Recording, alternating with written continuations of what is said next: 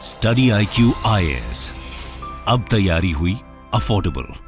नमस्कार दोस्तों, सरकार ने आत्मनिर्भर भारत की ओर एक और बड़ा कदम लिया है, क्योंकि अभी अप्रूव किया गया है नेशनल मेडिकल डिवाइसेस। मैं आपको वीडियो में बताऊंगा ये कितना इंपॉर्टेंट है, लेकिन ये आप खबर देख सकते हो। The new national medical device policy will make India self sufficient in the made tech market. तो इसको डिटेल से जानेंगे कि एग्जैक्टली हुआ क्या है, ये मार्केट कितना बड़ा है, भारत का परसेंटेज अभी करंट में क्या है, हमारा एम क्या है, वो सारी चीजें मैं आपको बताने वाला हूं। चलिए आगे बढ़ते हैं, लेकिन उससे पहले एक बहुत ही ज्यादा इंपॉर्टेंट खबर। देखिए दोस्तों, आपको पता है आरबीआई ग्रेड बी का अनाउंसमेंट हो चुका है। आप में से जो भी लोग आरबीआई ग्रेड बी की तैयारी करना चाहते हैं तो स्टडी IQ के साथ जुड़ सकते हैं। हमारा जो पहला बैच है वो जल्द स्टार्ट होने वाला है। ये इनॉग्रल ऑफर है यहां पर आपके लिए, और जल्दी से हमारे वेबसाइट ऐप पर जाइए या फिर कमेंट सेक्शन में जाकर लिंक पर क्लिक करिए और यूज करिए कोड अंकित लाइव, ताकि आपको मैक्सिमम डिस्काउंट मिल सके। इसके अलावा यूपीएससी से लेकर जो भी बैच आपको लेना हो, just use the code Ankit live. और इसके साथ साथ अगर आप एमसीक्यूज अटेम्प्ट करना चाहते हैं तो मेरे इंस्टा पेज पर जा सकते हैं, वहां पर स्टोरीज में जितने भी एमसीक्यूज हैं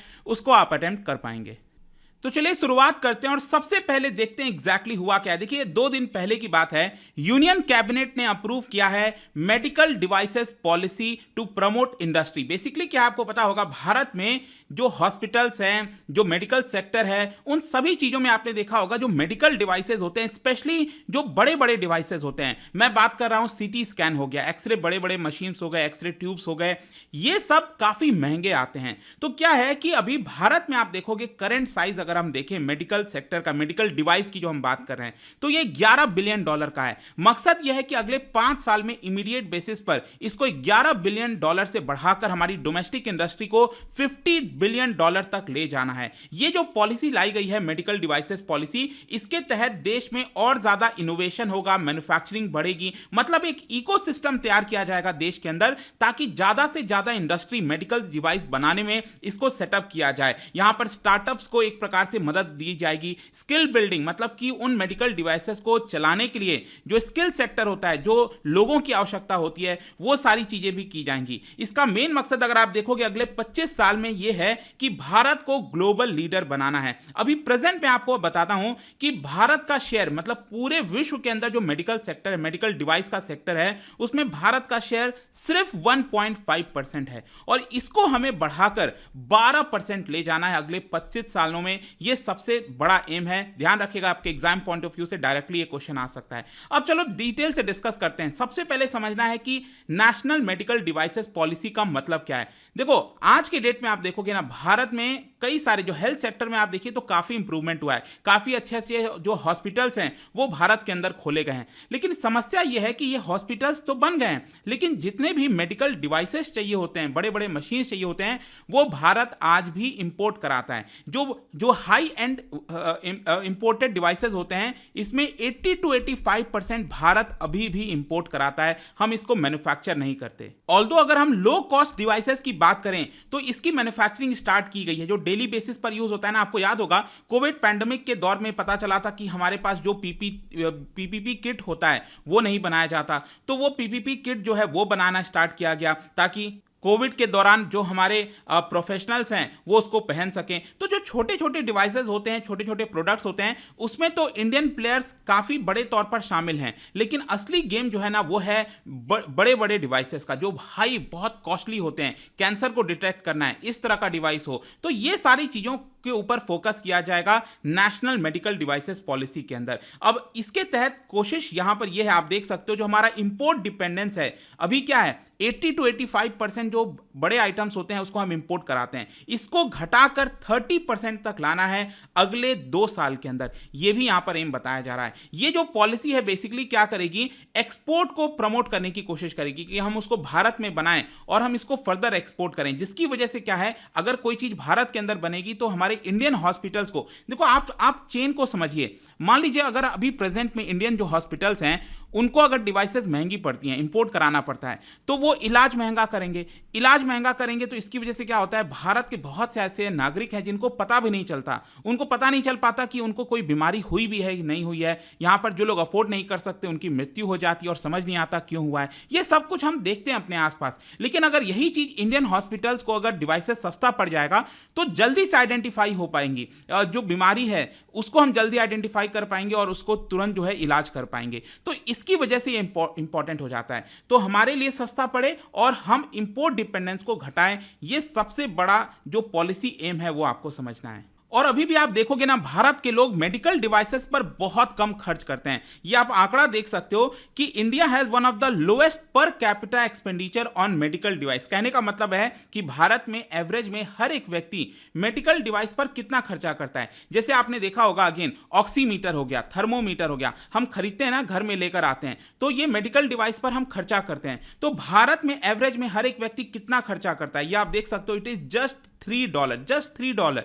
और ग्लोबल एवरेज कितना है, यह है $47। अगर आप डेवलप कंट्री में देखोगे, यूएस के अंदर जो है सबसे ज्यादा है, $415 हर एक व्यक्ति खर्च करता है। जर्मनी के अंदर हर एक व्यक्ति $313 खर्च करता है।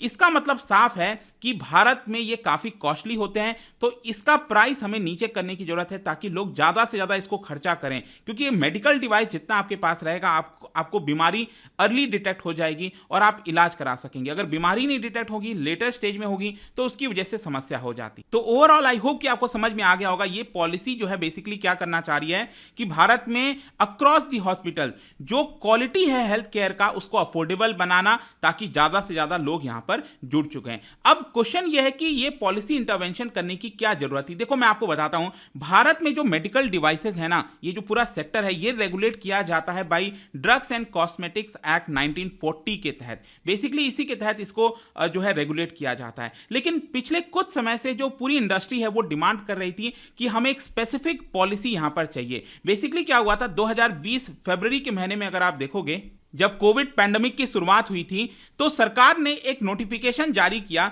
जिसके तहत मेडिकल डिवाइसेस रूल्स 2017 में चेंजेस किया, और जिस तरीके से हमारे देश में आज के डेट में ड्रग्स को रेगुलेट किया जाता है, उसी प्रकार से मेडिकल डिवाइसेस के जो प्राइसेस हैं उसको भी रेगुलेट किया जाए। इसका कारण मैं आपको एक बताता हूं। जैसे बेसिकली क्या हुआ था, जॉनसन एंड जॉनसन आपको पता होगा, ये मेडिकल सेक्टर के अंदर ये कंपनी इन्वॉल्व है। जॉनसन एंड जॉनसन, इनके वैक्सीन वगैरह भी बनाए जाते हैं, काफी न्यूज में भी रहा था। जॉनसन एंड जॉनसन ने क्या किया था, भारत के अंदर जो हिप इम्प्लांट है वो फॉल्टी प्रोवाइड कर दिया था। तो जब इसके बारे में पता चला, तब यहां पर जरूरत महसूस हुई कि हमें भी मेडिकल डिवाइसेस के अंदर एक प्रॉपर पॉलिसी होनी चाहिए, और कहीं ना कहीं उसी को देखते हुए ये पॉलिसी जो है वो लाई गई है। अब क्वेश्चन ये है कि ये मार्केट कितना बड़ा है। आप देख सकते हो कि ये मार्केट मैं आपको बताता हूं, $700 बिलियन, सोच के देखिए, $700 बिलियन का, पूरे दुनिया का मैं बात कर रहा हूं, इतना बड़ा मार्केट है। जिसमें अगर हम भारत में देखें, भारत के पास सिर्फ 1.5%,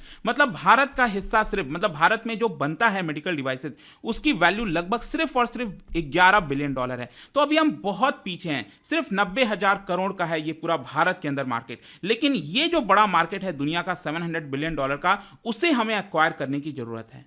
और कोशिश यही रहेगी कि अगले 25 सालों में ये जो शेयर है 1.5% का, इसको बढ़ाकर 10 से 12% किया जाए। और इमीडिएट गोल ये है कि 2030 तक $11 बिलियन से बढ़ाकर इसको हम $50 बिलियन तक ले जाएं। अभी पूरे दुनिया में आप देखोगे कौन सा देश सबसे ज्यादा डोमिनेट करता है, वो है आपका यूएसए मतलब $700 बिलियन में से 40%, जी हाँ 40% डोमिनेंस ये यूएसए का है। उसके बाद 25% यूरोप का है, 15% जापान का है। लेकिन भारत का भी कोशिश रहेगा कि हम इसके अंदर आगे बढ़ सकें। अब क्वेश्चन ये है कि पॉलिसी कैसे काम करेगी, पॉलिसी के अंदर क्या होगा। देखो, national medical devices policy basically Bharat में रिसर्च एंड डेवलपमेंट को प्रमोट करेगी। भारत में जो एकेडमिक्स हैं, इंस्टीट्यूशंस है, वहां पर सेंटर ऑफ एक्सीलेंस को ओपन किया जाएगा। यहां पर जो इनोवेशन हब है उसको प्रमोट किया जाएगा। जो इंफ्रास्ट्रक्चर है इसको बनाने के लिए वो प्रमोट किया जाएगा। भारत में जो स्टार्टअप्स हैं उसको सरकार सपोर्ट करेगी ताकि ज्यादा से ज्यादा इंडस्ट्री इसके अंदर आए और मैन्युफैक्चर करे। और इसके साथ साथ जो प्राइवेट इन्वेस्टमेंट है, वेंचर कैपिटलिस्ट इन्वेस्टमेंट है, पब्लिक प्राइवेट पार्टनरशिप, ये सारी चीजें की जाएंगी। और ये आप देख सकते हो यहां पर और भी कई चीजें लिखी हैं। स्किलिंग करना, बेसिकली क्या है, हमारे देश में एक अलग से मिनिस्ट्री बनाई गई थी, मिनिस्ट्री ऑफ स्किल डेवलपमेंट। अब क्या है कि अगर ये बड़े बड़े मेडिकल डिवाइसेस चलाने हैं तो आपको प्रॉपर प्रोफेशनल चाहिए, तो उनको स्किलिंग के लिए जरूरत पड़ेगी, तो वो किया जाएगा। फिर यहां पर जो पार्टनरशिप है फॉरेन एकेडमिक इंस्टीट्यूट इंस्टीट्यूशंस के साथ, ताकि हम high and medical technology develop कर सकें, वो किया जाएगा। ब्रांड को प्रमोट किया जाएगा ताकि भारत से मेडिकल डिवाइसेस एक्सपोर्ट हो सकें। यहां पर स्टडीज कंडक्ट की जाएंगी ताकि ग्लोबली जो बेस्ट प्रैक्टिसेस हैं मैन्युफैक्चरिंग में वो हम भारत में ला सकें, और अलग अलग स्टेक होल्डर्स के साथ जोड़ने की कोशिश की जाएगी। आई होप कि आपको समझ में आ गया होगा। और आखिरी में एक और क्वेश्चन आपके मन में आ सकता है कि अगर हमें मेडिकल डिवाइसेस ज्यादा बनाना है, तो आपको याद होगा कि सरकार 2020 में एक पॉलिसी लेकर आई थी जिसका नाम है PLI scheme, production linked incentive scheme. आपको पता ही है कि मोबाइल मैन्युफैक्चरिंग में बहुत तेजी से बढ़ा है, तो क्यों नहीं सरकार PLI स्कीम को मेडिकल डिवाइस में भी ले आती है ताकि मेडिकल डिवाइस भी ज्यादा से ज्यादा बने। मैं आपको बता दूं, PLI स्कीम ऑलरेडी लागू हो रखा है। जी हां, ये आप देख सकते हो, PLI स्कीम जो मेडिकल डिवाइसेस के लिए है वो ऑलरेडी सरकार ने लॉन्च कर दिया था।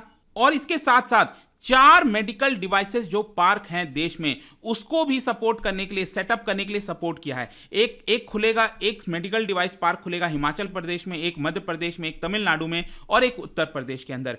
PLI स्कीम के तहत 26 प्रोजेक्ट्स को अप्रूव किया गया है, जिसका टोटल इन्वेस्टमेंट होने वाला है 1200 करोड़, और ऑलरेडी 700 करोड़ इसमें से ऑलरेडी हो चुका है। ठीक है, तो इससे आपको समझ में आ रहा होगा PLI स्कीम भी की जा रही है। 14 प्रोडक्ट्स इसके तहत अभी बनाए जा रहे हैं, जैसे MRI स्कैन हो गया, CT स्कैन हो गया, एक्सरे ट्यूब्स हो गया। ये जो बड़े बड़े मशीन्स होते हैं उसको भारत में ऑलरेडी PLI स्कीम के तहत बनाया जा रहा है। आगे चलकर इस तरह के और भी डिवाइसेस जोड़े जाएंगे, तो एक तरफ PLI स्कीम और ये वाला जो पॉलिसी है, दोनों साथ ही साथ चलेंगे। तो एक और बड़ा कदम है, जैसे मैं आपको कह रहा था, यहां पर आत्मनिर्भर भारत की तरफ आपका क्या सोचना है इसको लेकर डेफिनेटली बता सकते हैं। लेकिन जाने से पहले मैंने आपको जैसा बताया, RBI ग्रेड बी का एग्जाम आ रहा है। अगर आप ये बैच लेना चाहते हो तो जल्दी से हमारे वेबसाइट ऐप पर जाइए, कमेंट सेक्शन में इसका लिंक है, वहां पर जाकर। और जाने से पहले आपके लिए एक RBI का क्वेश्चन है, जो ये आप देख सकते हो कि RBI एक्ट को अमेंड किया गया था।